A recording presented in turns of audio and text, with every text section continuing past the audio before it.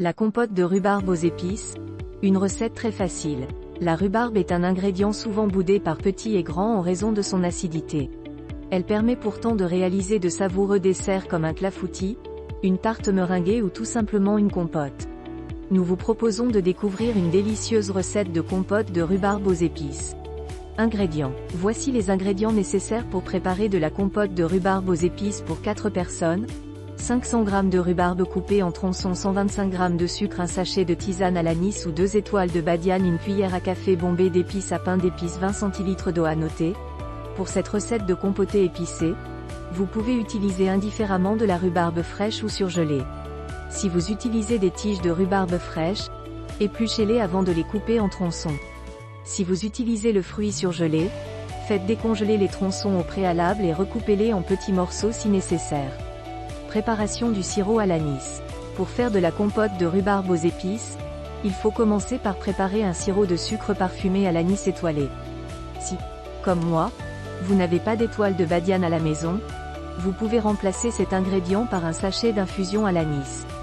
1. Dans une casserole, versez l'eau et le sucre. 2. Portez le mélange à ébullition en remuant pour bien dissoudre le sucre jusqu'à ce que le sirop devienne translucide. 3. Ajoutez les étoiles de badiane ou le sachet d'infusion à l'anis et laissez chauffer à petit frémissement pendant 5 minutes. 4. Coupez le feu et laissez infuser encore 5 minutes à couvert. Cuisson de la compote de rhubarbe. 1. Une fois que votre sirop à l'anis est bien infusé, ôtez les étoiles de badiane ou le sachet de tisane à l'anis. 2. Ajoutez les tronçons de rhubarbe et placez la casserole sur feu moyen. 3. Faites cuire la compote de rhubarbe aux épices pendant environ 25 minutes jusqu'à ce que les tronçons se transforment en compoté. Ajout des épices. En fin de cuisson, ajoutez les épices à pain d'épices et coupez le feu. Votre compote de rhubarbe aux épices sera plus parfumée si vous ne faites pas chauffer le mélange d'épices pour pain d'épices. C'est pourquoi l'ajout de cet ingrédient doit se faire en fin de cuisson. Réfrigération de la compote. Pour profiter pleinement de la saveur de cette compote de rhubarbe aux épices, je vous conseille de la placer au réfrigérateur pendant au moins 2 heures. Si vous le pouvez, préparez cette compotée la veille et placez-la au réfrigérateur toute une nuit.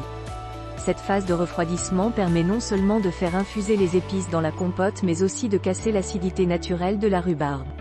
Conseil de dégustation. Servez la compote de rhubarbe aux épices fraîches, accompagnée d'un biscuit sablé. Cette compotée qui est à la fois acidulée, sucrée et épicée se marie parfaitement avec la saveur beurrée d'une galette bretonne ou sel, plus légère, des aisettes de Sète ou des navettes marcellaises.